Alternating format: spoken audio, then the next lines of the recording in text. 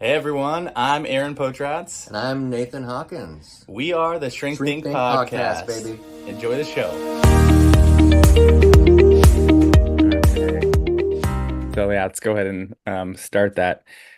So I like yeah, I would love to hear sort of outline wise. I'm thinking I'll introduce you. You can tell us about yourself, your practice, what you do clinically. Maybe mention something. I would actually love in the beginning, talk about your practice and then also mention something about Practice Vital and what that is. And we'll go back to that later on. Sure.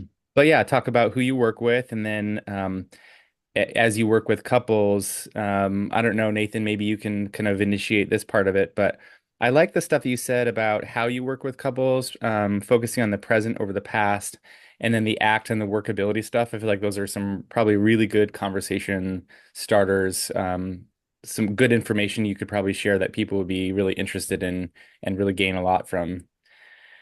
And then, yeah, I'll try to formulate this question better. Like, what's something you say to every couple, or what's maybe how do you work with couples that's kind of unique to you, your style? And then I would love to hear about that get curious thing, and then the mapping.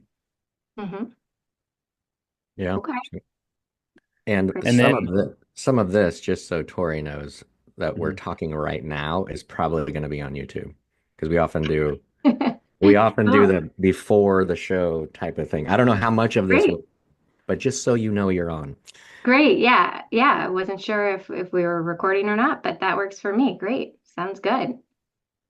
All right. And then let's see how. So Nathan, as you're thinking that through, anything that I'm missing? I mean, I feel like we probably could have some good conversations about that. I mean, we've just scratched the surface here, so I'm assuming that we'll have some questions that'll go back and forth to kind of draw out some of the time there. Mhm. I don't want to add too much to our agenda, but do you feel like there's anything else that's missing here, Nathan? Or should we like have a wrap up practice vital question at the end? I think there's got to be a transition with the journey that Tori's had Hmm. into needing Okay. like into There, being interested in data in the first place. there So we go. like so you're kind of starting in my mind with who she is Yeah. I and can then start moving there. into like this is what I realized and it would be really helpful for this. I've got a situation that I think that I want to present that I think would bolster the need or the value, I guess, of PV. Hmm. So Great. Yeah. and then I'd you love to you hear can about just that. jump on there and run Yeah. around with it, kind Yeah. of Yeah. thing. Yeah. Well, and it might make sense to even start with that after I introduce myself so that I can Yeah, share a little bit about how I got where I got to. Yeah. right. Sweet. Yeah, yeah, love that.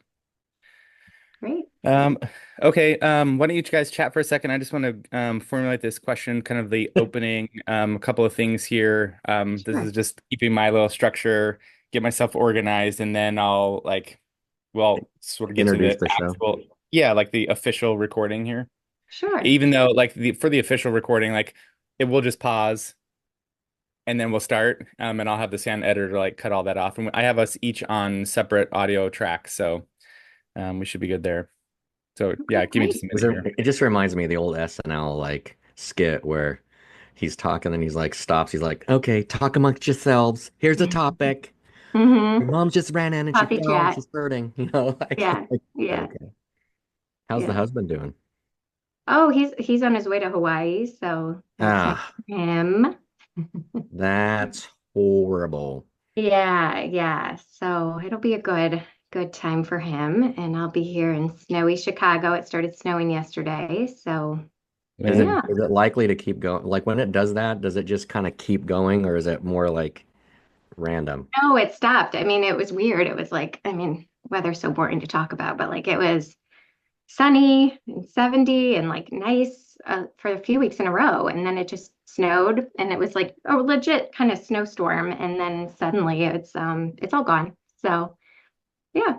Yeah, the Pacific Northwest is one of the most difficult places to predict weather in the world, because Mhm. we have this huge thing called the gorge, which sucks air through, and then the Mhm. ocean temperature messes with that. So we can Yeah. sometimes get snow, and then that goes for hours and it's gone, or then it might stay for days, or Yeah. like when it's, I mean, I don't know. Anyway, Yeah.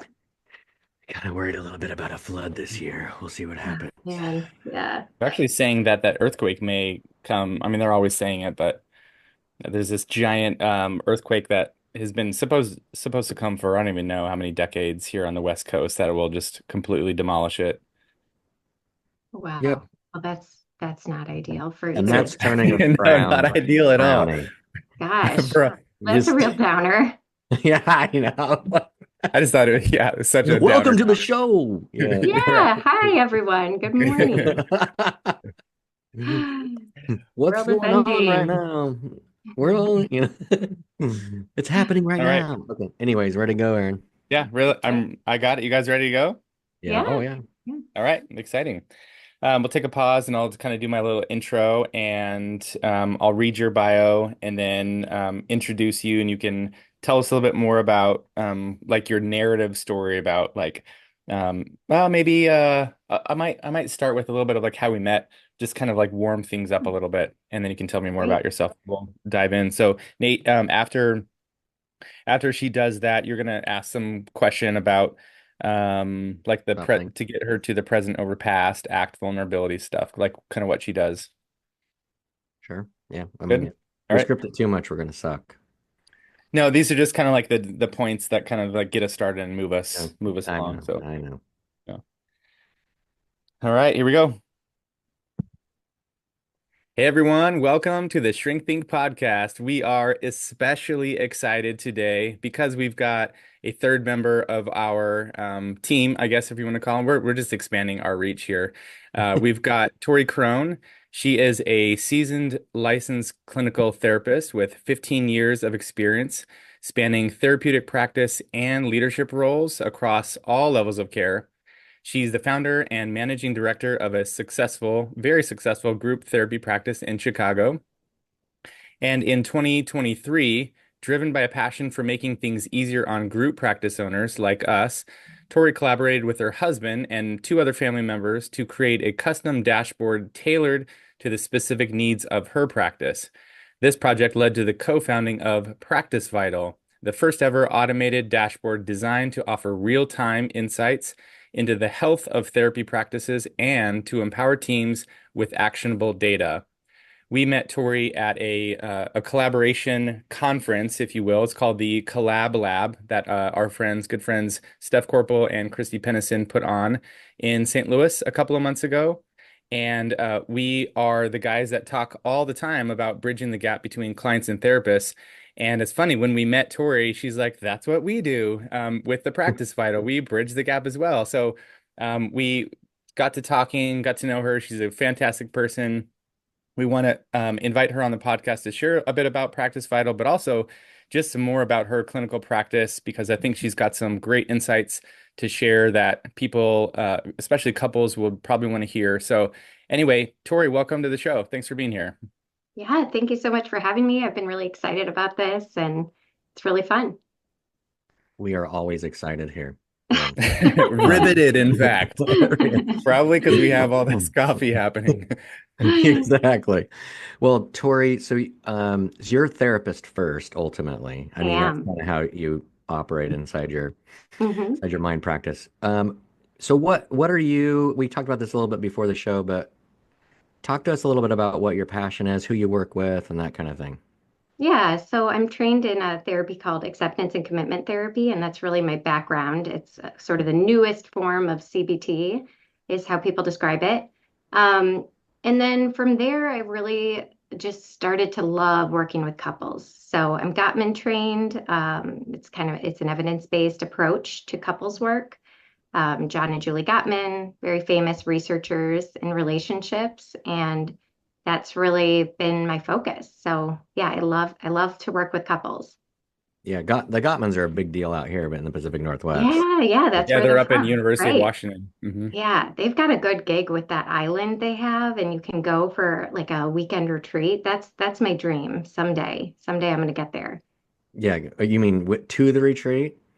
Well, and doing I a mean, retreat, hosting it would be ideal. right? Yeah. Yeah, hosting it would be ideal, but I'm sure I could benefit from being the I'm just thinking, participant. Right.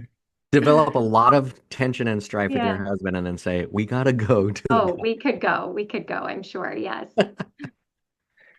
Well, Tori, Yeah. tell us a little bit more about ACT, ACT, Yeah. acceptance and commitment therapy. Like, what does that look like practically? How do you use that in your Yeah. practice with couples? Sure, sure. So I do a little bit of ACT with couples, but primarily it's more individual based. But I will say with couples, like there's a book called Act with Love that I really like, and anybody can read it. It's not created for therapists, and it's really about focusing on yourself in the relationship. So how do I want to show up in this relationship? What are my values as a partner?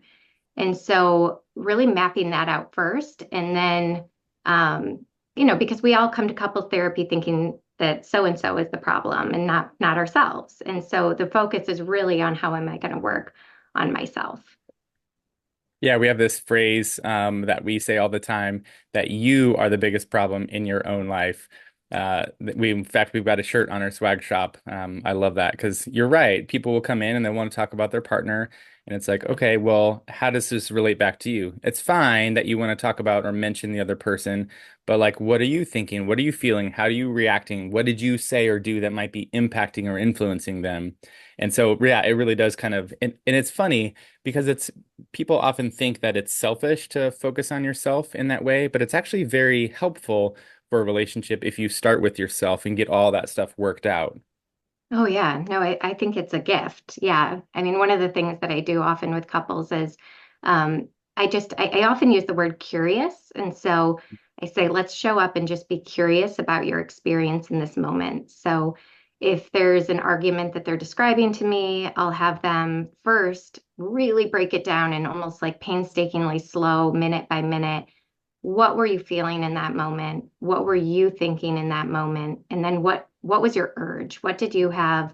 Um, what were you inclined to do in that moment? What did you want to do? Did you want to hide, withdraw? Did you feel like fighting? Did you feel like yelling, pulling your hair out? Like, what was your experience? And we have to be aware of our experience before we can really get to know somebody else's experience. And so I'll have them really map out their own internal experience and then share that with their partner. And the surprises that happen there are really surprising for me too. Every time I'm like, wow, that's what you were thinking and feeling in that moment. Did your partner know that? And they're always surprised. They're like, you were feeling rejected in that moment. I thought you were just mad at me. And so that alone improves the communication without either of them having to even ask questions of the other. It's just being curious about ourselves first. How did you come across this like mapping idea to like slow things down like that and sort of take it moment by moment? Like what prompted you to go in that direction?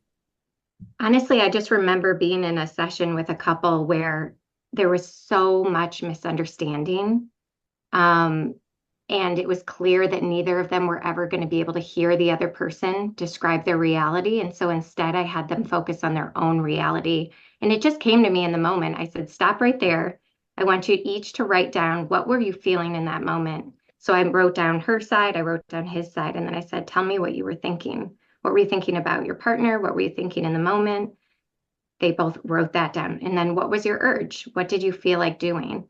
And then I had them share it one by one, and it was like fireworks. I mean, it sounds so Like simple. in a good way, But the good yeah, in a fireworks, great not way, the in a great way. It was like beautiful fireworks going off. Yeah, it was such a simple exchange, but there was a lot more understanding at that point, and a lot, it was kind of like they both let down their guards because they could understand that they really didn't understand what the other person was thinking and feeling before then.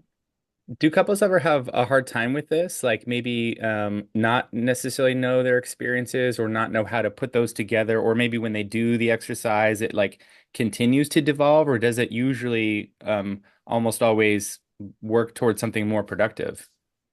I find that it always works towards something productive. I haven't had it go south yet. But I wouldn't say that everybody knows. I think especially men typically, Mm, whenever I ask them about a feeling, they go straight to, um, what what they is it? think. It's not like I feel something. It's like basically a thought Yeah. instead of a feeling. And I feel so like she needs to do this, or yes, I feel like he exactly. doesn't I think that feel I. like, yes, you got Uh-huh. it. Yeah, I was kind of blanking on it, but exactly like that. So I'll say, yeah, if it starts with I feel like, it's really more of a thought than a feeling. And so I'll just keep, and then I try and get them in touch with what's happening internally. What sensations are you experiencing? What do you notice in your body? That's a feeling. So that takes more work usually on that side, but even doing that work in front of her typically, and obviously I'm just using kind of gender norms here, but like I think that's often helps her to understand him better as well. Right, that makes sense. One thing as you guys are chatting about this, I was thinking, there's a real shortage of couples therapists, it seems like. I mean that, and then in talking with, at least that's true out here in the Pacific Northwest. Hmm. And what I find is that a lot of therapists, when I've talked about it, they'll be scared of it. They're like, I don't know what I would do I don't know what I would do with two Oh people. Like, yeah, yeah, yeah. have you I've talked done in that. your group practice? You talked with any of your clinicians about this, and like, as far as passion sharing, and I'm just wondering how they respond. Yeah, yeah, for sure. What do you mean by passion sharing in Like, terms of? well, and you're passionate about couples, Oh and yeah, I just yeah, mean, it probably comes up, and I'm wondering what people's yeah. response like. Oh, Tori, that's you. Have a good day. I'm not doing. Yeah, I think it's polarizing for sure. I think there are definitely people who are just intimidated by having two people in the room, whereas for me, that's way more fun. It's like, just one on one can feel like we're talking about the same things, or there's not the dynamic. When there's two people in front of me, I can watch the dynamic, and I know that that's actually it's real time. It's like I know that's actually what's happening.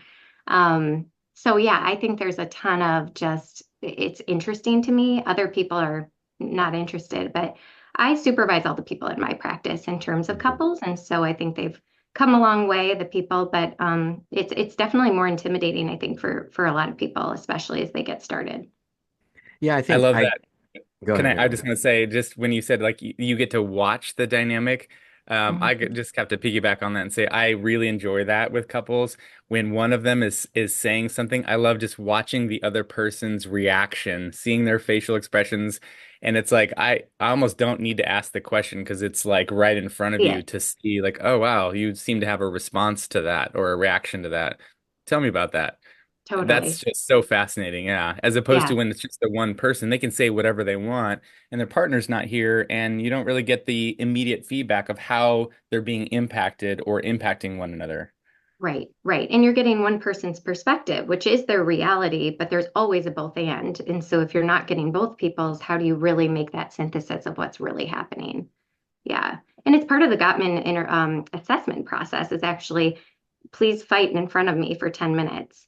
And, I'll watch it and that tells me most of what I need to know instead of, asking them questions about what triggers them or, about childhood. It's like I'm seeing in reality the result of childhood, right?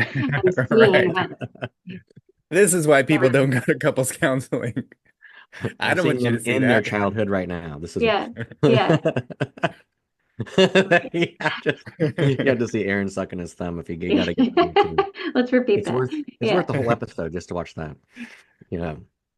Well, it are you so I'm a little bit because I do a lot of couples work as well, and I Uh, get a little impassioned to try to kind of encourage therapists to like, hey, try this out. This is not because I feel like there's kind of almost a knee-jerk response from therapists to go like, nah, I don't, you know.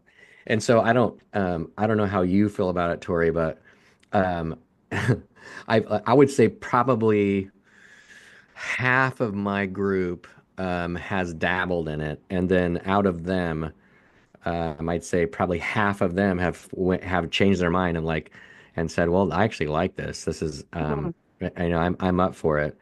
What interestingly enough, you talked about two people in the room and the dynamic and how it moves. One of the people that kind of that has been more drawn to couples counseling is a person that came out of doing a lot of crisis work. It's like, mm. well, yeah, because I mean, it's just popping. You can keep Real-time going. crisis. Right. Yeah. Right, right. Yeah. Yeah. Yeah.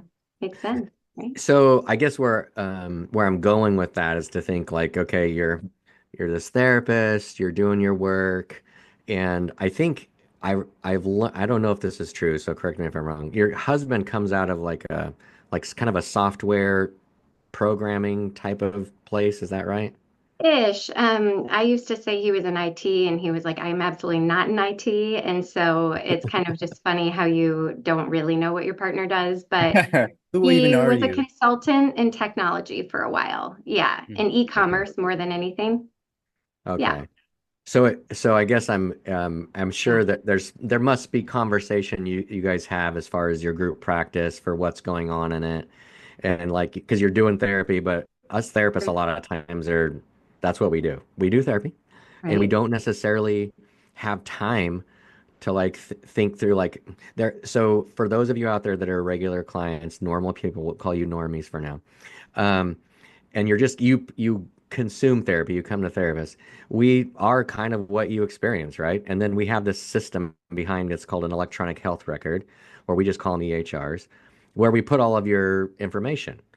And those EHRs will have ways to kind of understand what's going on in the practice financially, but they vary, and you have to sometimes develop mining equipment with pickaxes in order to figure out where stuff is. Um, and so oftentimes what we do is not a lot. I mean, especially if you're an individual therapist, you look at it, get overwhelmed, and check, please, I'm out. I don't know even where I'm looking or what I'm trying to get. So I imagine somehow, in group practices, us therapists that run those are a little more interested in figuring out what's going on. When if you're individual, you can kind of just like, well, I'll worry about it later. Uh-huh. Um, so I guess I'm wondering, like, what was your process as you were doing your regular work, and then you're trying to find information to help yourself out with the business side of it? Sure, sure. Yeah. Yeah, I mean, I think that kind of ties into the story of, yeah, how Practice Vital is born. So I was a group practice owner and in Chicago, and basically just had a ton of questions that I couldn't really answer.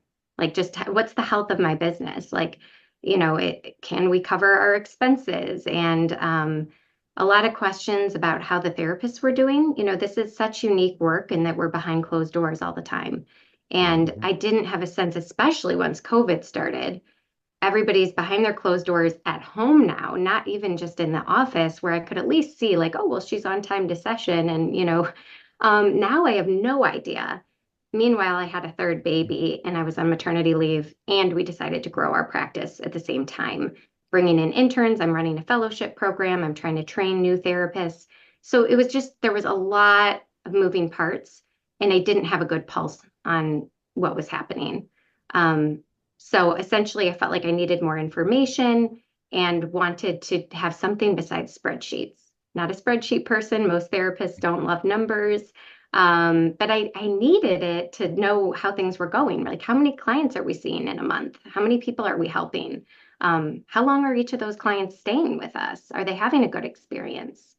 And so from there, yeah, my husband and I and two of our other family members started to develop an automated way of tracking that information about our clients and about the practice as a whole. And that was Practice Vitals. So it's essentially an automated dashboard designed for therapy practice owners. Yeah, so Yeah, and what? that whole spreadsheet thing that's no joke too, because that's what I was doing for a long time, and Mhm. it's very cumbersome. I mean, I'm okay with spreadsheets, and I Aaron's way had to okay with spreadsheets. Loves I, them. I can be organized with them, but they're a lot of work, right? You got to set them up, you got to write all the formulas and have all the information communicate with each other, and you got to make sure that the formulas are accurate and the information is pulling from the right places to get the right information, the right data, Right. conclusions in order to find out things about your business. So like Hmm. all of that is like you got to update it and manually like, go in there, and that's what I was doing all the time. And Right. it would be like a Friday sort of a thing. I see clients Monday through Thursday, and Friday would be like, all right, let's spend an hour or two, updating the spreadsheet kind of thing. But your stuff actually does it in an automated way that integrates with EHRs because the information is already there, like electronically in the system. And so it's just pulling that information so you don't even have to enter it, right? Right. Right. Yep. Yep. And so we wanted to automate it because basically practice owners shouldn't be spending their time doing that. And then when we're spending all our time gathering the data, we don't really have much time to use it. And that's the main, I mean, I hear that from customers who are Practice Vital customers all the time. They'll just say, yeah, we would spend hours and hours gathering this data, and then we would do nothing with it because we didn't have the time. We had spent so much time gathering it. So, now the types of things that people do with it is in support of their clients. And so that's why I was so excited about ShrinkThink and your mission, really to bridge the gap between clients and therapists.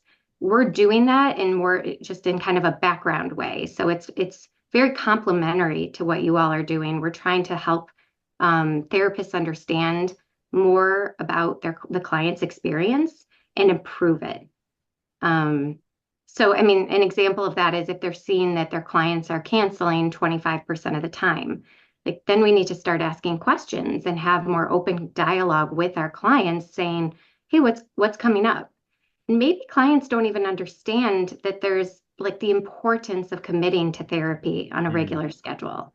I don't think they even know. They might just think, well, if something comes up, then like I just do that instead. And it's kind of a choice when I show up and when I don't, instead of, hey, did you know that the treatment outcomes are much, much better when you are consistent and you show up every week for at least 8 weeks? Like there's research behind that, but clients don't know it. And oftentimes therapists don't know it. So we're starting with the therapist side in terms of educating therapists around small changes that they can make to improve the client experience. Right.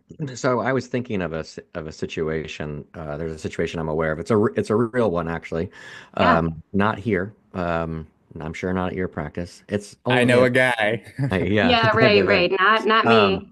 yeah, right. Yeah, this one actually isn't anywhere around here. But so the therapist is a very. This is. I'm trying to give this example, I guess, out there for the folks that are like, I don't know how much I care about the business side of therapy or Sure, how it of course. impacts me Why from would a they client care? Yeah, standpoint. they don't need to care. And but also on the other side, it's the maybe the if you're a practice owner listening right now, like why do you care, why do you also care about this, right? So Hmm. so there's a therapist, she sees a lot of clients. She's very well loved by her clients. Her clients are well like are devoted to her almost type of a thing. Um, but we're going to give this therapist some boundary problems, right? So the average client would think they just love to be there and hang out and that kind of thing. But the therapist, let's say, is going over time. They're going Hmm. over like by 10, 15 minutes, 30, like maybe even 30 minutes, Right. moving, people around. Mm. And so and people cancel, but we've got like maybe she even goes to their home. I don't know. Like I'm talking about some real boundary stuff. Right. Right. And if you were on the if you're a client, you might be thinking like, oh well, I like this person. They're whatever that kind of thing. They Uh-huh. really And care about me. They're really yeah, supportive or helpful. and Sure. you also might. My hunch is that you also might be thinking like, I don't know if I'm getting everything I want out of this, but I do enjoy coming in and I am getting something type Mm-hmm. of a thing. But they Um, don't also know it's how much they could be getting potentially somewhere else. right. And so they don't know like they don't that's not worth firing the therapist as an example. But on the other hand, Mhm. they think, like I'll just stay there and it'll just take longer maybe or whatever. So Mm. if this person if you suspected this person in your practice or um well not necessarily or what would you expect to see on your software gathering tools in order to kind of know this from the Mhm. background or be suspect of it. Yeah. I mean, in that case, I do think that they would probably be losing clients. If they're not holding time boundaries, I think that clients would probably stop showing up as much. Because you're essentially telling me they are retaining clients. Clients are staying with them for a while, but Hmm. they're not feeling like they're getting a lot out of it, which I don't usually find that that's the case. I think usually we find that people who are boundaried are, responsive, aren't canceling on clients are the ones who are keeping clients the most.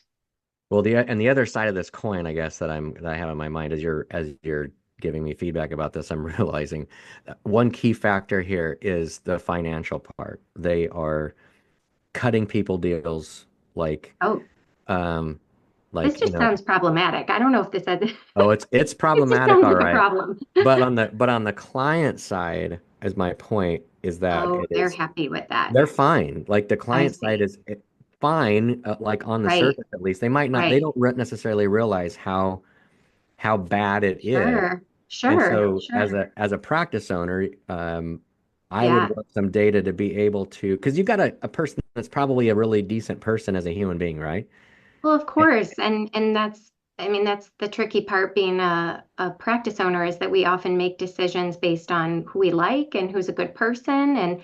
yet it just doesn't add up for the business side. It's not always that they're the strongest clinically. And that's what our software shows, like, oh, I promoted this person to be a clinical director. It turns out they're not even working very well with their own clients. How are they going to really coach other people on how to be an optimal therapist? But they're a nice person and they've been here a long time, but no other field really uses like those kinds of intuitive decisions, right? We use data for most decisions in most businesses. And so having the data, then you can make more of those informed decisions. But I think too, oh, yeah, sorry to interrupt you, but oh, like kind of along with what you're saying, if if I have to have a conversation with a clinician about this, it's a little easier to do from an objective standpoint. It's not like I'm coming in there and saying, for well, sure. you're kind of a bad person doing a bad job. Right, right. I can just show them the data. Right. Well, and I want to clarify that even if the data shows that they are not doing so well, still doesn't make them a bad person doing a bad job. It's possible that they Right. need some really small tweaks, essentially what shrinking does. They could help make tremendous gains. And so, Mhm. we have blog posts also in Practice Vital about speaking to some of these things, like what are some really small things you could do to improve the client experience? Christy Pennison is one of them. She is a customer, and she said that she began giving out welcome bags to clients at her practice. So she's a practice owner, and she gives out these welcome bags now that says, "Here's the process of therapy," and Mhm. you're expected to stay for at least 8 sessions, or it's very unlikely you'll meet your treatment outcomes that you're looking for. You won't meet your goals. We're so excited to have you as part of our, family or whatever, so that the client really feels like, oh, I'm starting this experience, this whole journey with this practice. I'm not just kind of like popping in and then finding another therapist. Like I'm invested in them and they're invested in me. And so sometimes it's really small changes like that that will actually change the experience for the therapist and help them to keep clients around, which in turn helps the clients. So again, it doesn't have to be that they're doing a bad job. It might be that they don't have the information about what it takes to keep a client and support a client through the whole process. Yeah, I Right. And really like that process of and I really believe as part of Shrink Think that part of our mission is to educate clients to get them to understand that Yes, going to therapy isn't just like, oh, we'll just sort of show up, pop in and like talk about some stuff and sort of see exactly. what Mm-hmm. happens. It's like, no, no, no, this is it's a little bit like physical therapy Mm-hmm. where you've got like a regimen, you got to do certain things, and if you don't do those things, you're not going to make progress towards that outcome of improvement that you Right, need to make. right. But if you commit to the process and you do the work in between, you're going to see some gains and improvement toward this better outcome that you're needing. But it really does require that commitment and dedication. And I love that Practice Vital, almost like it captures all those things and it communicates to the therapist, which then can also communicate to the client. This is what the experience is supposed to be, and you're off. You're off in this way, or you're off in that Right, way right, right. from your regiment. Right, right, right. Yeah. Yeah, I can actually look at any of our customers' data and say to them, I said this yesterday to a customer, like, this therapist is burnt out. I looked at her data from 2022 because she's like, I think this therapist is really strong. And I'm so confused because it says that she's not keeping clients for very long. And so, what do you think is going on? So I said, yeah, I mean, it looks like she's only half of her clients are staying for the recommended length of time in therapy. So let's go back to other years. So we looked back at 2022. She had 80% retention. And then it was like 85 the next year. And then it was 50. So I said, that is a sign that she has the clinical skills. she knows what to say and do, but something is off. Like, did Mhm. something happen in her family? And they're like, you are a fortune teller. Like this, I do think like she had a big thing happen in her family, but I didn't know it was impacting her so much. So without that data, that practice owner might not have known how to support Mm. that therapist in supporting their clients. Is that something that Practice Vital is going to include? Because I just hearing that I'm like, if Practice Vital can do that, can look at trends and maybe suggest like, hey, we've Yes. noticed some negative trends, Hmm. or from positive into some negative, here are some possibilities of what could be going on. Right, right. Yes. So I do a coaching session with everybody. You Okay. each, I think, have yet to use your coaching session. So I'm Yeah. available. Book it with me. But during that time, we usually look through the numbers and I can give you those insights. And then we have thought about making it something that we kind of spell out more explicitly in the future. But there is a lot of, if you click into certain things, it will tell you what's happening. But yeah, we might take it the Mm. next step further with like, have you So thought cool. about burnout? Have you thought that maybe these clients aren't the right fit for this therapist? We have numbers that show that as Mm. well. That's what we call churn rate. Hmm. Yeah. Yeah. Well, I Very love this. cool. I could like nerd out on the data, on the details Yeah, about you should like see Aaron's face. I mean, he is doing everything he can to like Yeah. just sit there. She's only here for a little while. I gotta like grueling. No, it's exciting because as you're talking about this, you're spelling out how can we improve the client's experience, and clicking Mhm. through this and clicking through that. It's like uh, Yeah. to me anyway, as a person, as a clinician, I always want to have clarity, like what's actually happening, what's going on. Because Yes. so much of the time something's like negative, there's a negative outcome or something's off, and we just don't know really what's going on. Like, what is it with this client, or Mhm. what is it with this clinician that's Right. going on that we can't Right. figure out?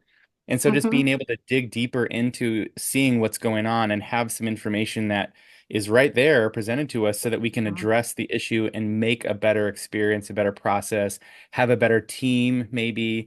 And all Right. these things for the client's experience is, when a business is running well, when a business is managed, supervised Right. well, and has good processes, the clients are going to experience that as like a better treatment experience. Oh, So yeah, completely. Yes. I just can't speak highly enough about Yeah. the work you're doing. Yeah. Thank you. Yeah. I could share an anecdote. It's not super related to Practice Vital, but in my own work, I was seeing I was seeing a couple earlier in the week, and one of the people said that she was looking for potentially a new individual therapist. So I said, okay, what kind of things are you looking for? And she said, well, I really like how you show up to our sessions. And I'm like, tell me more. And she's like, well, the person I've been seeing, and this is somebody who is new to therapy. So she didn't know, like, this was her first time in therapy with me, and then her first time with this other person. She's like, I like that you're like sitting at your computer and really paying attention to me. I was like, well, what does the other therapist do? And she's like, well, she's always driving. Like the therapist is in the car having the session driving. So just so in case anybody's listening, that is not okay for your therapist to be driving during a session. They should not be moving in a vehicle. They're not paying attention. You should not be moving in a vehicle. So, I Or mean, operating heavy machinery. yeah, my point being that I mean, sometimes I think therapists, I mean, that should be obvious, right? But I think sometimes clients need to know what's normal as well and what's expected as part of the process. And then they need to be empowered to give feedback to the therapist. I mean, in that case, I don't know if I would even bother giving feedback. I'd probably just find someone new. But, being able to say, hey, I don't feel like you're really showing up for me when you're moving in a car. Um, but I do think that kind of a thing would be obvious in our dashboard. Like if a therapist, obviously we wouldn't know they were driving, but they would probably be losing a lot of their clients. And, then we could dig a little bit deeper and be able to course correct. Yeah, absolutely. Sweet. Well, I feel like we could talk to you all day. We might just Yeah, have to have you back on the podcast another I'd time. love it. Yeah, I'd love it. You were saying ahead of time that you wanted to be a regular, and maybe that'll happen. I do. You'll I be like do. I think you need a female voice. people have said that before. Lisa Mustard has said that, so we just probably need to rotate you guys. So No, you've Yeah. been a blast to have on. Thank you so Well, much for thank you taking the so time. much. Thank you. Tori, where can people find you on social media and on the web? Sure, sure. So www.practicevital.com is our website. And then we have a Facebook group. It's really tailored towards practice owners and their teams. And then we have an Instagram account as well, which is Practice Vital. So hope to see you there. If anybody does want to sign up, they can go to our website and complete our contact form. All right. Thank you Well, so much for having me. This was a lot of fun.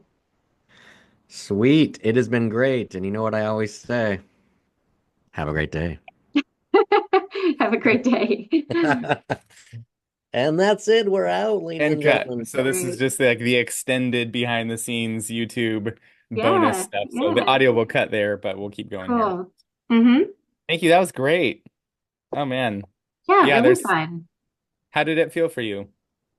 Great. I mean, it's so natural talking to you all. I think that, yeah, again, I could have probably taken that in 100 different directions and wanted to. And so, yeah, too much to talk about, I think, but really fun and I would easy. love if you think about it, a couple of those directions that you would love to take it, just write them down, maybe shoot them in an email while it's fresh, because I think I would love to have you on the podcast again. And if we've got some of that material, those ideas already fresh, we don't have to kind of reinvent the wheel and Sure. Yeah. go back to thinking about those things. So that'd be The great. other Yeah. the other thing too is if there's a if you skim through what we have already with our I started a stopwatch and it keeps going. Right. Right. Um if you think what through what we've already done, like our podcast list of Yes. episodes, and you think, I wonder why they haven't done something like this. Like let us know. Do that. Do it. Oh, yeah. Come We'll invite you on to talk about it. bring it. Yeah, bring it. Yeah. Yeah. Yeah. Well, you haven't talked about the game that we played in St. Louis where you try to like root for remember that game? Like the thing that you really hate? Like eggplant? Was it eggplant for you? Oh, you're talking about Oh, the that's right. Yeah, It's yeah, like the the question I think at the the beginning. emoji or whatever. Was that yeah. something? Yeah, no, it's like root for the thing that you really actually hate eating. Oh, Something. That root Yeah, for it. yeah. Oh my God, yeah. that's terrible. I'm so bad at that. I can't. If No, I hate it, yeah. I It just was can't. just so your reactions were so funny that I was thinking like, well, maybe he's done that before. It was so good. But the Enneagram, I'm not an Enneagram expert, but I am so interested in it. I would have nothing to lend to that conversation, but I'd love to like, so I wanted to listen to more. I think you had Mm. one on there. Yeah, there's a Um, few. I think There's we a few. started like how it can yeah, help your relationships, and I try to break it down kind of by triads, yeah, for just to yeah, give people an overview. yeah, yeah. I mean, I can always talk about couples things all Mm. day. Love But that. yeah, you have so many interesting ones. I have to go back and I really want to listen to a lot more of them. Yeah, and see if anything's not there already. Yeah, please shoot us an Yeah. email and let me know. That'd be Seriously. Yeah, great. Or even yeah. a lot of the stuff is kind of nuanced. I mean, one thing that I haven't told you about this yet, Aaron, but I think we should do an episode on arguing. I Like already what did Mm. that. Tori and I did it like last Friday. mm, Sorry. that was rude to It was a everybody out good. It was there. good. It was a really good And you've episode. offended everybody that loves me and not Probably you. probably one of our Uh, best episodes, to be honest. Right. No need to argue surprise. about it now. Anyway. Arguing would be great. Yeah. Oh my That What is a what gosh, great what so one. many actually things. is argument versus Hmm. discussion? What's the difference? Mm, Hmm. yeah. So I was thinking about that because I had somebody talking to me about they're always arguing with me, and I was like, I think they just were asking you questions, and they didn't automatically agree. Like at Yeah. any, Yeah. Great Yeah. topic. Flooding. anyway. Yeah. I find that a lot of times I'll work with couples where they're one person's super defensive and Hmm. like if the other person's just asking questions. And I've been curious, like, what is that in your history or in general that makes it where they're truly just like, oh, I don't know if this is this a good financial decision for us? And the other person's Hmm. like, okay, like fine. Right, And right. then they like Right. withdraw for days. Um, Yeah. yeah, stonewalling, like I was any of the just four gonna say, horsemen would be yep, like great gaslighting. Have you done anything on we've done gaslighting? that. We did, yeah. Yep. Covert narcissism. I know a lot about that. I could help Hmm. with that. Hmm. Hmm. Yeah. I don't know Covert if narcissism, you should come on here and expose us like that. yeah. Yeah, Nathan's been trying to hide that from I everything think for we're years. not going to talk about Yeah. that. Well, this is so fun. You just get to do this, and this is how you hang out during the day. Do you guys work too, or you just do this? Yeah, no, we do. This is actually kind of why I think we do this because during the week we're seeing clients and we'll run I by each hate it. other in the hallway, but it's he's getting a client, I'm getting a client, and then, Wait, we you're in just the don't get same practice? Same, in the the same same office building. suite. Oh, the same building. Okay. Yeah, I thought you had your own practices. Oh, that's Mhm. interesting though. I didn't realize you're in the same building. That's awesome. Like, well, actually, we're in the, Aaron was said it, and I didn't. The same. We're in the same suite. We have a 5,200 square Oh, foot suite, and our businesses are divided.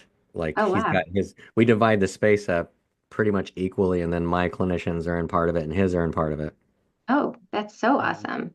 Really Mhm. cool. It's like Yeah, a big, huge family. it is. That's It is. great. Do you That's ever so get out, ever travel to the West Coast? I used to. My aunt lives in Oregon. I think I mentioned like in the Sisters area, Black Yeah, Butte. that's right.